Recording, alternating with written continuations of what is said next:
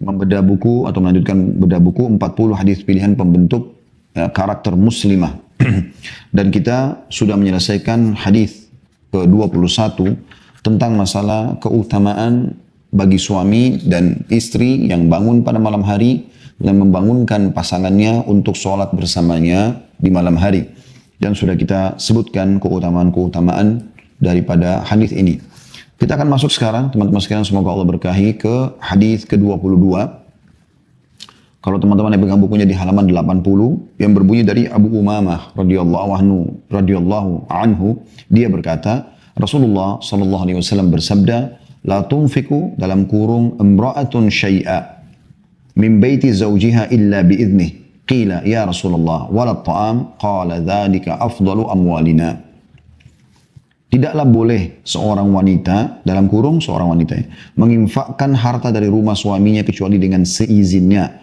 Dikatakan tidak juga makanan, wahai Rasulullah. Beliau sallallahu alaihi wasallam menjawab, makanan itu adalah harta kami yang paling utama. Hadis ini diriwayatkan oleh Tirmidzi.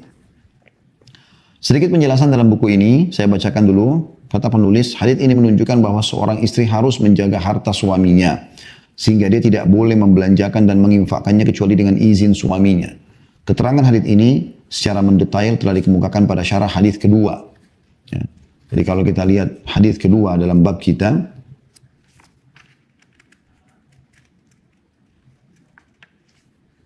saya akan bacakan kembali hadis keduanya. Kita kembali ke halaman 10. Dari Sa'ad bin Abi Waqqas radhiyallahu anhu, dia berkata, qalat imra'atun ya Rasulullah inna kallun ala abaina wa abnaina wa azwajina fama yahillu lana min amwalihim. Faqala ar-ratbu ta'kulnahu wa tuhdinahu. Seorang perempuan bertanya, wahai Rasulullah, kami kaum lemah yang bergantung kepada bapak-bapak kami, anak-anak kami, dan para suami kami. Apa yang boleh kami gunakan dari harta-harta mereka tanpa seizin mereka? Beliau menjawab, makanan basah yang kalian boleh memakan dan menghadiahkannya. Diriwayatkan oleh Abu Dawud. Saya akan bacakan dulu kembali mengingatkan syarah hadis. Ya, nomor 2. Imam Al-Khattabi rahimahullah berkata dalam kitab Ma'alimus Sunan, juz 2 halaman 79, dikhususkannya makanan basah dari jenis makanan lainnya karena ia lebih mudah basi dan lebih cepat rusak jika dibiarkan begitu saja tanpa dimakan dan bisa jadi berbau busuk dan tidak bisa dimanfaatkan, sehingga menjadi sesuatu yang akan dibuang atau dilempar. Sebaliknya, jika tidak demikian halnya dengan makanan kering, dapat bertahan lama di dalam penyimpanan dan dapat dimanfaatkan apabila dikeluarkan dan disimpan.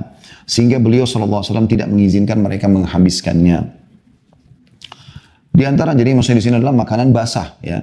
Makanan-makanan basah yang kira-kira bisa rusak, cepat rusak. Yang sudah umum, ya, dihalalkan bagi seorang wanita untuk konsumsi dari apa yang setelah suaminya siapkan atau berikan kepada dia. Dan ini batasannya, kata Imam Khattabi, di makanan yang basah yang mudah rusak. Kalau makanan kering, masuk dalam bahasan kita nanti di hadis nomor 22 tentang tidak boleh dia mengeluarkan kecuali dengan izin suaminya. Kemudian dikatakan selanjutnya, di antara sama tetangga dan kerabat telah berlaku kebiasaan saling memberi hadiah buah-buahan dan sayur-sayuran segar, sayur-mayur segar, serta mengirim sebagian makanan matang kepada mereka. Juga memberi oleh-oleh untuk tamu dan orang yang berkunjung kepada mereka apa yang mereka miliki.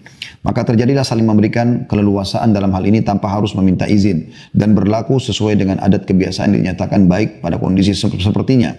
Namun aturan ini hanya berlaku untuk orang yang diperkenankan mengurus hartanya dari kalangan bapak dan anak dan tidak berlaku bagi suami dan istri. Ya, ini penting ya. Jadi kalau misalnya Anda menjadi anak, ya, sehingga Anda masih tinggal dan masih gadis, ya, tinggal bersama ayah, maka apa yang disiapkan oleh ayah di rumah, ya, menurut keterangan dari buku ini, itu Anda boleh, apa yang Anda makan, apa yang Anda minum, Anda juga boleh memberikan kepada orang lain. Ya. Begitu juga dengan anak. Ya. Kalau misalnya orang tuanya mengambil makanan dari rumahnya, ya, kemudian orang tuanya memberikan juga pada orang lain, ini semua tidak masalah. Tapi tidak berlaku pada suami dan istri. Jadi tetap istri harus izin dulu sama suaminya, kecuali sekali lagi batasannya makanan basah yang mudah rusak tadi ya. Hal itu karena kondisi hubungan antara bapak dan anak lebih longgar dan tidak butuh perhitungan ekstra teliti dalam mengembangkan harta perserikatan. dalam pembagian di antara keduanya dan hak bagian yang ada antara keduanya. Sedangkan dalam kaitan nafkah suami terhadap istrinya, maka ia merupakan pengganti atas bersenang-senang dengannya, dan hal tersebut diukur dengan jumlah tertentu dan memiliki batas maksimal, sehingga dua hal tersebut tidak bisa disamakan. Dan salah satu dari keduanya tidak berhak melakukan sesuatu dari hal tersebut kecuali dengan izin pasangannya. Ya, termasuk berlaku sebenarnya tidak boleh suami leluasa menggunakan harta istrinya yang bukan dari dia. Misalnya memang istrinya orang kaya atau punya perusahaan, ya, dapat warisan yang banyak, hak dia pribadi. Nggak boleh suami mengatakan saya suami maka biar saya yang kelola. Itu nggak boleh kalau harta dia pribadi.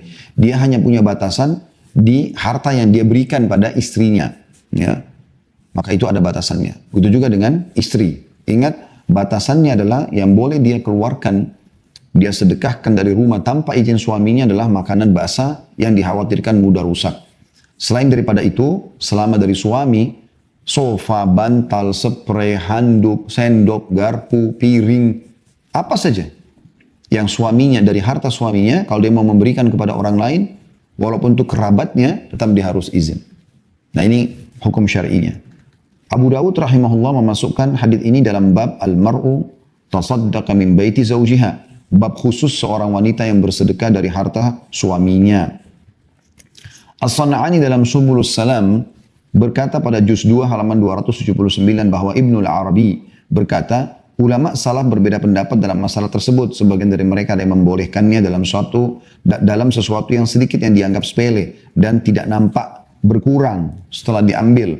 Dan sebagian dari mereka ada yang membolehkan dengan syarat jika suami mengizinkannya walaupun dengan ucapan secara global. Nah, jadi memang ini pekah sekali hukum syar'inya, makanya masuk dalam pembentukan karakter muslimah. Ya.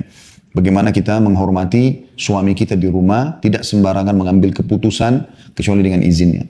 Nah, ini teman-teman perlu garis bawah ya. Kenapa kita banyak sholatin muslimah? Karena kita sedang membahas 40 hadis pilihan pembentukan karakter muslimah. Masalah ini yang sedang kita bahas sebenarnya masalah yang dianggap sederhana oleh sebagian orang, tapi sebenarnya dia bisa menjadi pemicu keributan dalam rumah tangga.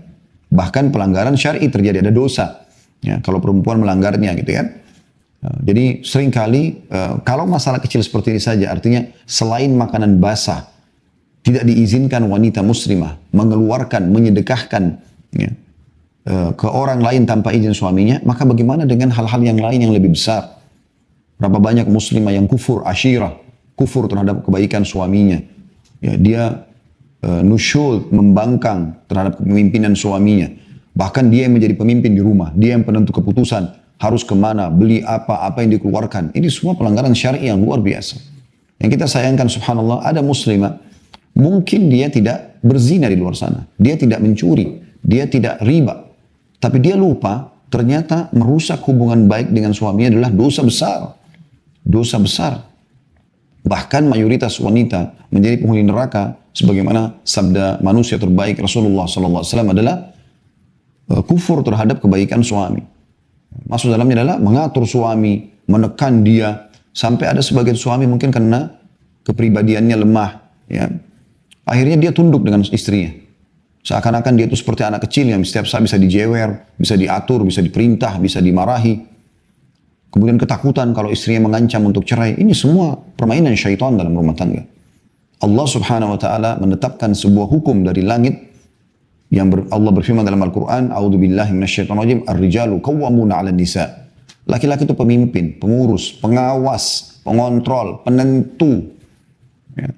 Apapun yang semakna dengan kata ini bagi kaum wanita. Jadi seharusnya sebagai suami, Anda posisikan diri sebagai penentu keputusan di rumah. Tentu ini juga Allah akan hisab kalau dia mengambil keputusan yang ngawur, yang sembarangan, yang melanggar hukum Allah SWT. Dia harus dengan adil. Allah mengatakan wa aqsitu, dan adillah. Gitu kan?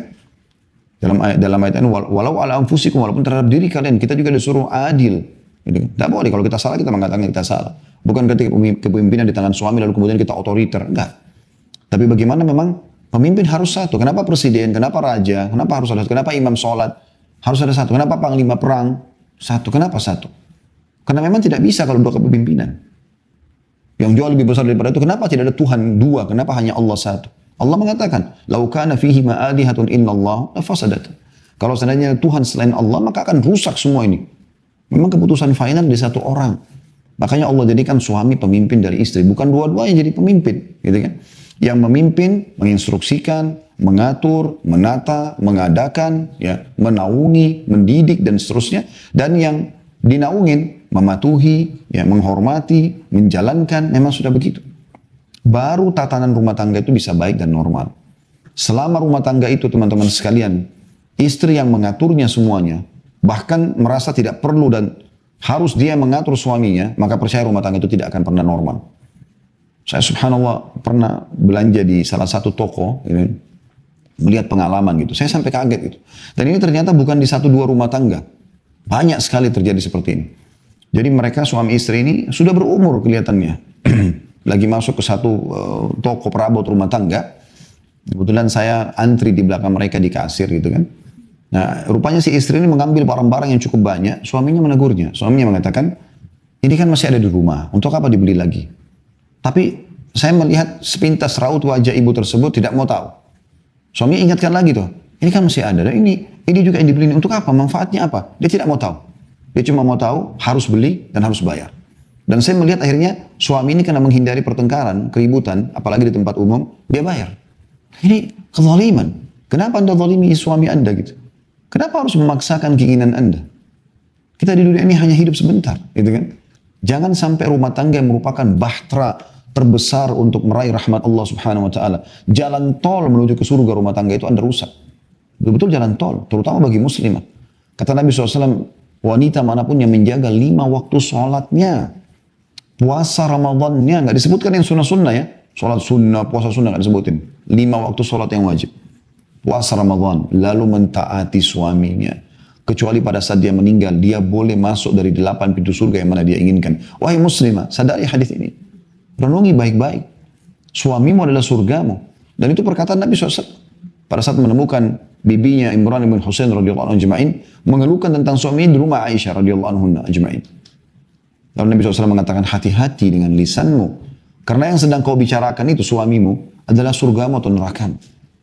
Jadi teman-teman jangan sampai keluar dari koridor itu, ya. Dan jangan pernah dibawa dengan bisikan syaitan, oh kalau saya tunduk sama suami saya, kalau saya hormat maka saya ditindas. Demi Allah tidak. Percaya tidak teman-teman sekalian. Kami ini kaum laki-laki sudah Allah berikan fitrah punya sifat kepemimpinan. Pemimpin itu kalau dihormatin, dijunjung, dihargai, ya, maka pasti yang ada adalah menaungi, melindungi, mencintai, mengasihi. Itu yang ada. Tapi kalau Anda menghadapi laki-laki yang sudah Allah berikan fitrah kepemimpinan dengan cara laki-laki, maka dia akan hadapi Anda dengan cara laki-laki. Anda kasar, Anda tidak keras kepala, nggak mau mengalah, mau menentukan keputusan.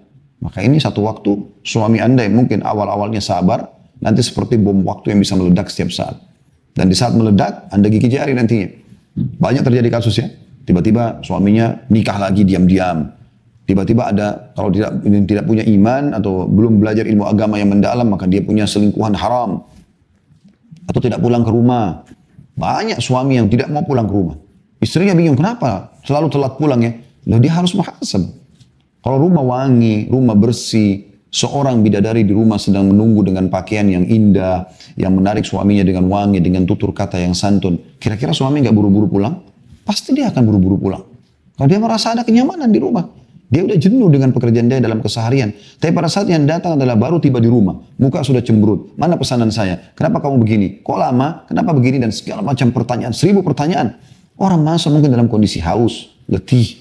Pada saat Nabi SAW, wahai muslimah, dengarkan baik-baik nasihat ini. Pada saat Nabi SAW turun dari Gua Hira. Di malam 27 Ramadan. Pertama kali menerima wahyu Iqra. Bismillahirrahmanirrahim. Khalaq. Beliau lari turun karena ketakutan pada saat itu. Begitu tiba di depan rumah, mengetuk pintu rumah Khadijah, begitu terbuka radhiyallahu anha, ya. Khadijah melihat raut wajah Nabi SAW berubah. Tidak dimulai dengan kecemburuan, ya, curiga, nggak ada. Pada waktu itu Nabi belum jadi Nabi ya, masih manusia biasa. Belum dapatkan jadi Nabi. Jadi kalau ada yang mengatakan itu kan Nabi, nah, belum jadi Nabi pada saat itu. Ya. Khadijah tidak berbicara satu kata pun. Menunggu suaminya yang mengucapkan. Maka teman-teman sekalian yang terjadi adalah Nabi SAW mengatakan zammiluni, zammiluni. Selimuti aku, selimuti aku. Maka Khadijah faham, oh berarti suami saya dalam kondisi ketakutan. Diselimutin, ya, ditemanin duduk, dengan sangat tenang. Khadijah tidak memulai bertanya apapun. Sampai Nabi SAW sudah tenang, lalu Nabi SAW ceritakan, "Oh Khadijah telah datang kepada saya begini dan begitu," diceritakan semua kasus tersebut. Mana muslimah dari sifat Khadijah radhiyallahu anha? Pemimpin wanita di surga Khadijah. Siapa di antara anda yang mau mencontohi wanita, contohi Khadijah radhiyallahu anha. Demi Allah anda akan bersama dia di surga. Enggak ada sesuatu yang diragukan lagi. Selama anda menjadikan Khadijah radhiyallahu anha adalah contoh anda, maka al-mar'u ala dini khalili. Seseorang sesuai dengan agama yang dia ikutin, yang dia temanin. Dalam hadis lain, al-mar'u ma'a man ahabba. Seseorang akan bersama dengan orang yang dia cintai. Cintai Khadijah. Sampai kata Anas radhiyallahu anhu, tidak ada hadis Nabi SAW yang lebih membuat kami gembira dibandingkan hadis yang berbunyi, al-mar'u ma'a man ahabba. Seseorang akan bersama dengan yang dicintainya. Karena aku mencintai Rasulullah SAW. Aku mencintai Abu Bakar, aku mencintai Umar. Walaupun amalku tidak sama dengan amal mereka. Perhatikan, akan bersama-sama. Ada seseorang laki-laki datang mengatakan, "Ya Rasulullah, kapan kiamat?" Kata Nabi SAW, "Apa yang kau persiapkan untuk kiamat?" Dia bilang, "Saya tidak banyak amal, kecuali saya mencintai Allah dan Rasulnya." Kata Nabi SAW, "Engkau akan bersama dengan orang yang kau cintai." Cintai Khadijah, bukan seorang artis dari Hollywood, dari Bollywood, dari mana-mana. Bukan mereka. Khadijah, pemimpin, kata Nabi SAW, telah sempurna dari laki-laki akal mereka yang cukup banyak. Dan dari wanita hanya 4 orang. Hanya 4 orang. Ini yang dijadikan tolak ukur. Khadijah pertama. Baru anaknya Fatimah. Baru kemudian Asia, istrinya Fir'aun. Baru Maryam. Ya. Atau Maryam baru Asia. Tapi Khadijah dengan anaknya Fatimah radhiyallahu anha majma'in, ini adalah pemimpin wanita di surga. Luar biasa loh ini. Lihat salah satu, apa sih statusnya apa Khadijah? Istri. Statusnya Khadijah istri Nabi Muhammad SAW. Ada istri Nabi yang lain? Ada. Ada Aisyah, ada Hafsah, ada Zainab, tapi datang setelah Khadijah meninggal. Selama Khadijah ada, Nabi SAW tidak berumah tangga. Tidak berpoligami. Poligami setelah Khadijah meninggal, baru menikah Nabi SAW dengan Sauda, seorang janda di Mekah, radhiyallahu anha, kemudian baru nikah sama Aisyah. Di tahun yang sama, menikahi langsung 2 wanita. Ya. Tapi pada masa Khadijah enggak terjadi. Karena Khadijah luar biasa, seorang wanita yang luar biasa. Sampai Khadijah itu bisa mengenal radhiyallahu anha kapan Rasulullah SAW itu butuh makan, ya, lapar, haus kah? Sudah dibaca, dia betul-betul fokus menjadi seorang istri. Suaminya datang, apa nih yang bisa membahagiakan suami saya? Selesai. Sekarang waktu termahal yang saya harus mengejar pahala Allah di suami saya sekaligus saya nikmati. Nikmati bercengkrama dengannya, bercanda dengannya, biologis dengannya. Meraih cinta suami, meraih cintanya Allah Subhanahu wa taala. Karena kata Nabi SAW, ya, istri manapun yang membuat suaminya murka, maka Allah yang di langit murka padanya sampai suaminya ridho. Bayangkan, jadi ada hubungannya, ada koneksi di sini antara membuat suami ridho, cinta dengan cintanya Allah, dan bagaimana membuat suami marah, murka, ya, tertekan, maka Allah pun murka pada istri tersebut sampai suaminya ridho. Hadis itu hadis sahih, saudara muslim. Sadari ini. Ini yang kamu harus jadikan dalam rumah tanggamu. Bukan mencontohi wanita-wanita barat, wanita-wanita kafirah, wanita-wanita yang muslimah tapi sekuler. Yang ada adalah otoriter dalam rumah tangga, kasar dengan suami, mengatur sana sini. La haula wa la quwata illa billah. Bukan begitu. Rumah tangga itu akan sangat penuh dengan rasa cinta kalau istri menghormati suaminya. Suami pasti akan menaungi suami istri. Pasti yang ada rindu, kangen, karena santunnya, karena ramahnya, karena romantisnya, karena wanginya. Memang sudah begitu. Itu fitrahnya, gitu kan. Jangan diubah itu. Sampai pernah Nabi SAW masuk dalam rumah, Khadijah radhiyallahu anha, lihat dari raut wajah Nabi SAW, sepertinya Nabi ini butuh makan, mau makan. Dia mengatakan, "Ya Rasulullah, hai suamiku izinkan saya ya, untuk ke belakang." Lalu beliau pun mengurus makanan kesukaan Nabi SAW. Pada saat itu Jibril datang. Jibril datang khusus, wahai istri, wahai muslimah, perhatikan. Jibril datang khusus kepada Nabi SAW mengatakan, "Hai Muhammad, sebentar lagi Khadijah akan datang kepadamu membawa makanan kesukaanmu." Ya. Maka kalau dia datang, sampaikan. Ini renungi teman-teman sekalian. Saya saja laki-laki tersentuh dengan ini. Apalagi anda perempuan harusnya lebih, karena anda peka secara perasaan. Kata Jibril SAW, sampaikan kalau nanti dia datang. Karena perbuatannya ini, fokus pada suaminya, menyiapkan makanan kesukaannya, menggembirakan suaminya. Sampai Nabi SAW itu sedih pada saat meninggal Khadijah, dikenal dengan amal huzun. Karena luar biasa orang yang bermakna dalam hidupnya. Tidak pernah kasar, tidak pernah marah-marah, tidak pernah ngatur-ngatur. Suami pokoknya bagi dia adalah pemimpinnya. Maka kata Jibril SAW, sampaikan kalau dia datang nanti. Salam dari Allah. Menggetar ke hati Anda ini? Kalau enggak luar biasa ini. Ya. Butuh Anda kritisi keimanan Anda. Karena perbuatan luar biasa dengan suaminya, sampaikan salam dari Allah. Anda sedang memperbaiki hubungan dengan Sang Pencipta Allah. Dan sampaikan salam dariku, Jibril AS mengatakan. Pada saat Khadijah datang, maka Nabi SAW sampaikan itu. Lalu Jibril mengatakan, dan sampaikan juga kepadanya. Karena perbuatannya ini, dia akan dapat istana di surga. Istana di surga, wahai muslimah. Yang tidak akan pernah didengarkan kebisingan. Kenapa kebisingan yang sedang dibahas? Karena Khadijah nggak pernah buat kebisingan di rumahnya. Semuanya ketentraman, kebahagiaan, kenyamanan, keromantisan. Ya. Luar biasa gitu. Kenapa Nabi SAW sebutkan dalam hadis lain, ini sisi yang lainnya. Wanita ahli surga. Siapa ya Rasulullah? Wanita yang kalau dia disakiti. Dan dia menyakiti. Di sini yang perlu dikasih masalah dia disakiti ya. Maka dia akan datang memegang tangan suaminya. Sambil mengatakan, saya tidak bisa pejamkan mata sampai kau ridho kepadaku. Subhanallah, kami kaum laki-laki teman-teman sekalian, wahai muslimah. Ini rahasia kami laki-laki. Kalau kami berbuat salah. Tapi Anda justru datang mengatakan, maafin ya kalau saya punya salah. Maka yang muncul adalah, kami akan mengatakan, enggak, saya yang salah. Karena bukan serangan, tapi justru mengalah. Memang begitu cara menghadapi laki-laki. Itu ajaran syariat, wahyu. Kalau Anda pilih cara lain, ya sudah. Hak Anda, tapi tidak akan normal. Yang normal, yang stabil, yang sempurna bahkan, rumah tangga mengikuti perintah Allah dan Rasulnya. Alaihi salatu wassalam. Renungi ini teman-teman sekalian ya. Nah, kita kembali ke masalah kita tadi. Jadi kalau masalah kecil saja, masalah mengeluarkan dari rumah, ya selain makanan basah harus izin suami, maka bagaimana dengan yang lainnya? Bagaimana dengan masalah memerintah-perintah suami, masalah mengatur suami, masalah ini dan itu? Biasakan. Ini ada keluarga saya mau datang, ibu saya mau datang, ayah saya mau datang. Boleh nggak? Harus kita tahu ini teman-teman sekalian. As-San'ani berkata dalam Subulus Salam, pada juz 2 halaman 279, bahwa Ibnu Arabi berkata, ulama salaf berbeda pendapat dalam masalah tersebut. Sebagian mereka ada yang membolehkan dalam sesuatu yang sedikit dianggap sepele dan tidak nampak berkurang. Dan sebagian lagi mereka ada yang membolehkan dengan syarat jika suami mengizinkannya, walaupun dengan ucapan izin global. Ada yang mengatakan pendapat ulama, misalnya ada kacang nih, kacang satu toples, makanan kering kan? Karena bukan makanan basah. Sekarang kalau Anda ambil segenggam, gitu kan? Anda lagi makan, kan halal, istri boleh makan apa yang suami siapkan, gitu kan? Tapi rupanya dari genggaman ini, tidak sengaja ada seorang teman yang datang ke rumah, kemudian dia duduk bertamu pada Anda, sahabat Anda misalnya, lalu dia mau pulang. Kemudian Anda masih pegang kacang itu misalnya, karena masih tadi asyik ngobrol sebentar mungkin 5-10 menit, lalu dia mengatakan, oh kacang itu kacang apa itu? Oh ini kacang tanah nih. Bisa nggak saya incipin? Boleh silakan, diambil sama dia. Kemudian dia bawa nih, diambil di genggaman dia bawa pulang gitu. Nah, beda kalau tamu makan di rumah itu beda. Sekarang yang dikatakan ini kan bersedekahkan, dikeluarkan ya. Maka dia bawa, itu tidak masalah. Kata sebagian ulama, karena memang bukan Anda suruh, oh udah bawa aja sama toplesnya tuh, tanpa izin suami. Nah itu kan sudah banyak. Ya. Maka dikatakan kalau jumlahnya seperti tidak berkurang, tidak berpengaruh, nah, itu lain. Dan sebagian lagi mengatakan tidak, tetap harus dia izin sama suaminya walaupun izinnya global. Misalnya Anda mengatakan, kan mas atau apalah dipanggil suaminya, misalnya kalau kerja, mungkin subhanallah ada keluarga saya datang, saya sempat telepon tidak dijawab, mungkin saya WA belum sempat dibaca karena kesibukan, kemudian mereka terlanjur ada di depan rumah, kemudian mereka datang. Pada saat saya punya kelebihan makanan, saya ada pakaian lebih, ada ponakan saya datang, boleh nggak saya kasih dia?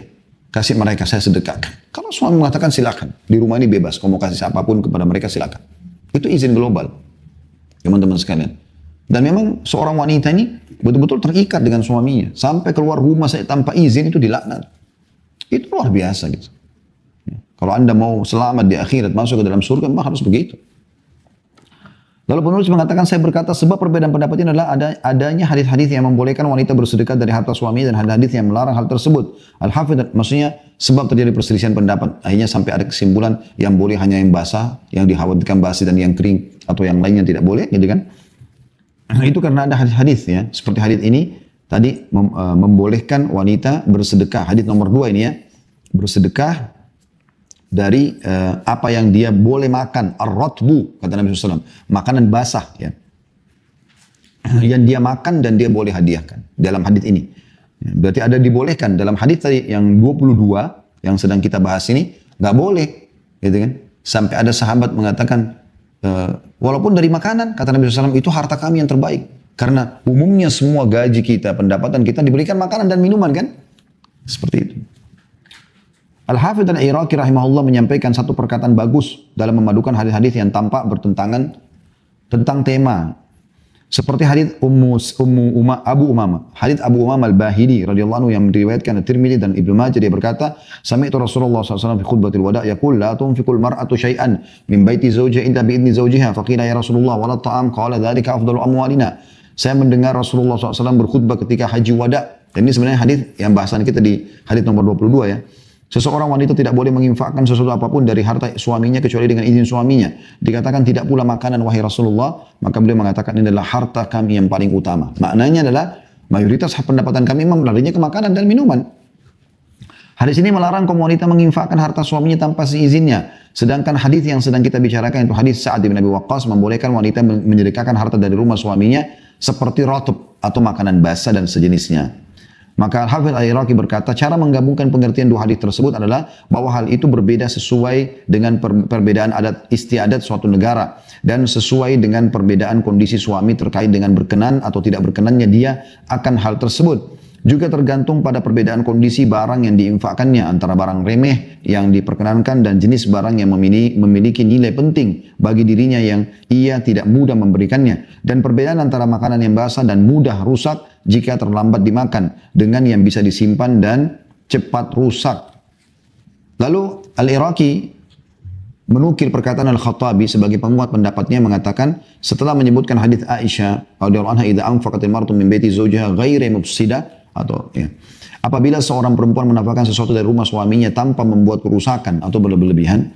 Perkataan ini mengarah pada kebiasaan penduduk Hijaz dan penduduk negeri lainnya bahwa pemilik harta terkadang mengizinkan istri, keluarga dan pembantu untuk menginfakkan sesuatu yang ada di rumahnya berupa makanan atau lauk pauk dan sejenisnya. Dia memberikan kebebasan kepada mereka dalam bersedekah dari hartanya jika ada orang yang meminta dan tamu yang berkunjung.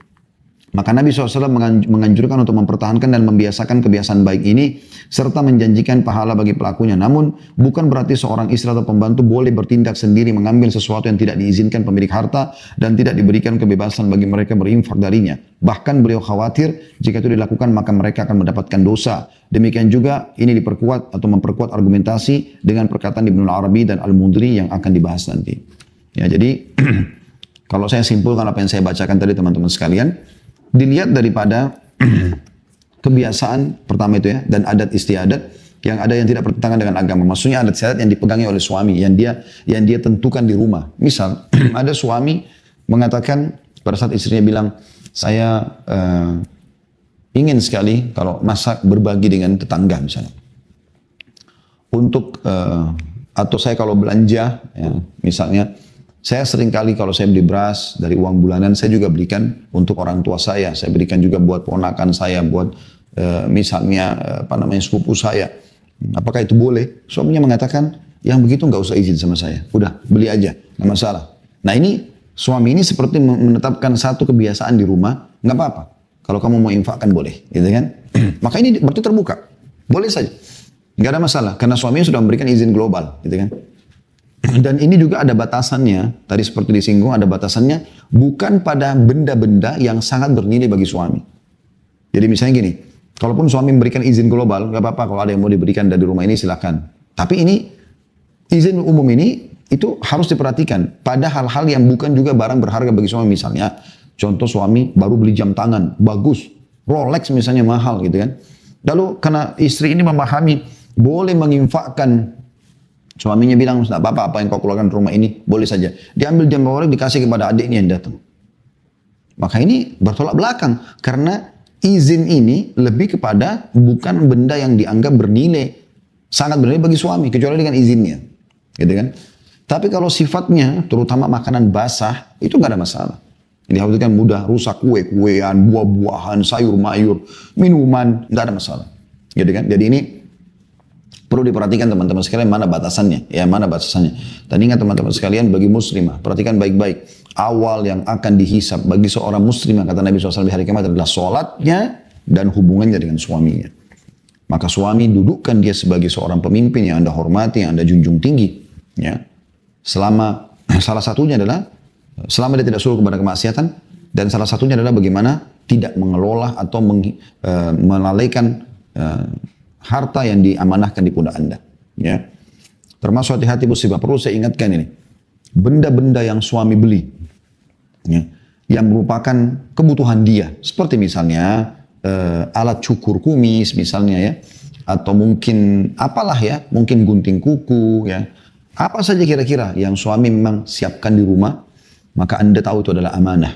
Anda harus taruh di sebuah tempat. Anda muliakan ya, benda-benda ini karena Allah Subhanahu wa taala menyuruh Anda menjaga amanah harta suami. Taruh satu tempat. Jadi kalau suami tanya, "Mana ini saya? Mana itu saya?" "Oh ya, sebentar." Ada.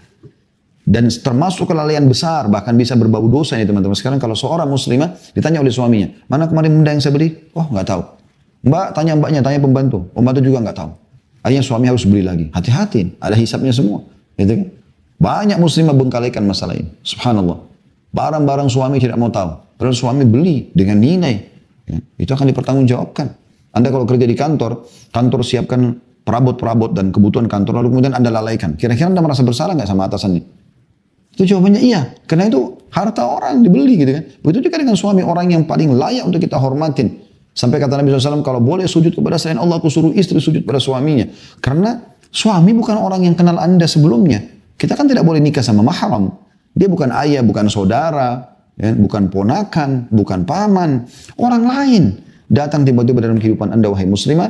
Kemudian tiba-tiba dia hasil keringatnya, hasil kerjanya. Ya. Itu yang nikmati mayoritas adalah Anda. Yang paling banyak makan di rumah, paling banyak minum di rumah, yang paling banyak bernaung di rumah, yang paling banyak menggunakan air, fasilitas tempat tidur, belum kebutuhan Anda sendiri pribadi, kosmetika, segala macam, paket. Itu Anda menikmati hasil keringatnya orang yang tadinya Anda tidak kenal sebelumnya.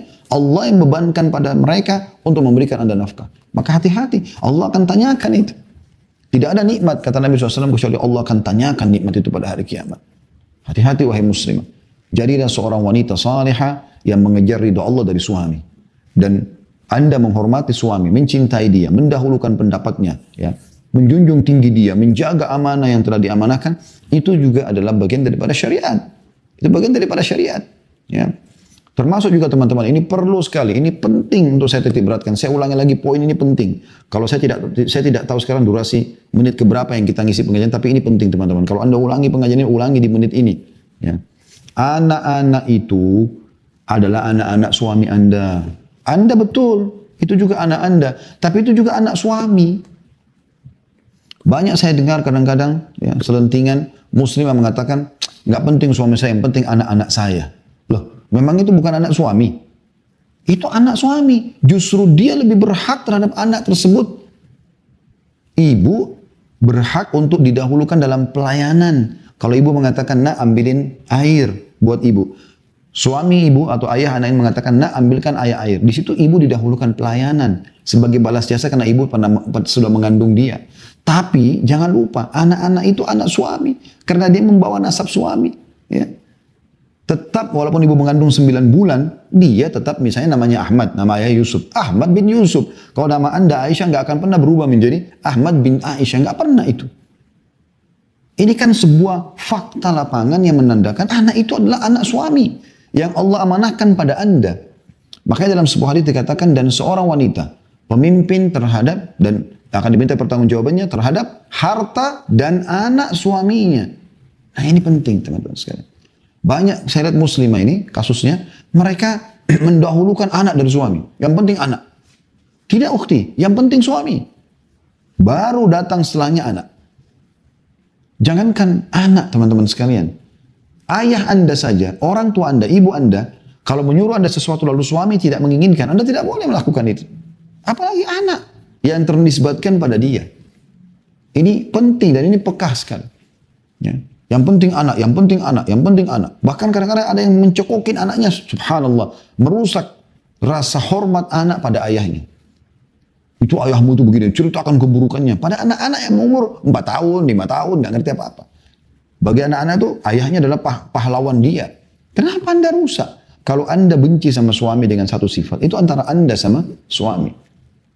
Kalau Anda benar pada saat terjadi pertikaian dengan suami, lalu terjadi perceraian pun, maka Anda Ambil keputusan cerai itu hak Anda. Boleh kalau suami melanggar syar'i segala macam. Tapi Anda tidak punya hak teman-teman sekarang menanamkan kebencian pada anak-anak supaya benci ayahnya. Ini nggak boleh. Haram dalam Islam. Imam Az-Zahabi rahimahullah masukkan dalam kategori dosa besar membenci ayah.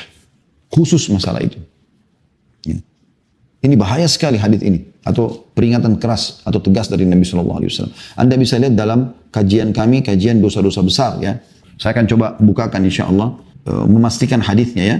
Supaya Anda bisa renungin baik-baik. Kalau membenci ayah itu ya, adalah bagian daripada dosa. Ya. Dan tidak boleh teman-teman sekalian. Tidak boleh wanita menikah tanpa izin walinya. Itu ayahnya. Berapa banyak anak perempuan menikah karena ayahnya tidak setuju, maka ibunya yang dilobi dan ibunya mengiyakan. Biar ibu ridho dengan pernikahan anak 1000 kali, 10.000 kali. Tidak akan ada manfaatnya. Kata Nabi SAW, wanita manapun yang menikahkan dirinya tanpa izin walinya, maka nikahnya batal. Ya. Ya. Jadi kalau Anda mengikuti ceramah kami tentang kajian dosa-dosa besar yang dibahas oleh Imam Az-Zahabi rahimahullah, itu ada di dosa besar 62. Khusus belum menisbab orang yang mengklaim penisbatan diri kepada selain bapaknya. Ya. Beliau mengangkat hadis dalam Bukhari Muslim dari Sa'ad radhiyallahu anhu, dia berkata Rasulullah SAW bersabda, "Man idda'i ila ghairi abihi wa huwa ya'lam annahu ghairu abihi fal jannatu 'alaihi haram." Barang siapa yang mengklaim penisbatan dirinya kepada selain bapaknya, Fulan bin Fulan, Yusuf bin Ahmad, misalnya Ahmad nama ayahnya. Ibunya namanya Aisyah, tidak bisa diganti Yusuf bin Aisyah, nggak bisa. Itu ibu yang mengandung gitu kan. Nah ini perlu digarisbawahi. Barang siapa yang mengklaim penisbatan diri kepada selain bapaknya, padahal dia tahu bahwa dia bukan bapaknya, maka surga diharamkan baginya. Hadis riwayat Bukhari, ya di nomor 6766 dan Muslim di nomor 63. Kemudian beliau mengangkat juga hadis selanjutnya. Hadits Abu Hurairah radhiyallahu anhu dari Nabi SAW, beliau bersabda, "La targabu an abaikum faman ragiba an abihi fahuwa kufrun." Janganlah kalian membenci bapak-bapak kalian. Jadi walaupun dia buruk, tidak usah dibenci. Apalagi Anda kena bercerai sama suami, Anda tanamkan kebencian pada anak-anak supaya benci ayahnya, semua keburukan itu. Anda mungkin benar dalam keputusan cerai sama suami karena suami zalim, tapi Anda berdosa karena menanamkan kebencian anak pada orang tuanya. Mungkin suami itu, mantan suami Anda dapat hidayah beberapa waktu kemudian menjadi orang yang saleh. Bukan mustahil. Kata Nabi SAW, janganlah kalian membenci bapak-bapak kalian. Barang siapa yang membenci bapaknya, maka dia telah kufur. Hadis ini diriwayatkan oleh Bukhari Muslim. Maksudnya adalah perbuatannya bisa sampai pada tingkat seperti dosa kekufuran. Walaupun belum keluar dari Islam. Kemudian beliau mengangkat juga hadis Nabi SAW dalam Bukhari Muslim juga sama hadis sahih. Man idda'i ila ghairi abihi fa'alihi la'natullah. Barang siapa yang mengaku penisbatan diri kepada selain bapaknya, maka bisa mendapat laknat Allah. Dan sekian banyak dalil berhubungan dengan masalah ini teman-teman sekalian. Oleh karena itu hati-hatilah wahai muslimah, ya, jangan sampai Anda tanamkan kebencian pada anak-anak, pada ayahnya, ya. Bahkan sampai orang tua kita pun ya, tidak mengurus kita dari kecil, tidak menafkahi kita, tidak menggugurkan kewajiban kita bakti pada mereka. Nah, ini juga poin penting yang harus difahami baik-baik. Allahu a'lam. Jadi ini insyaallah tema kita.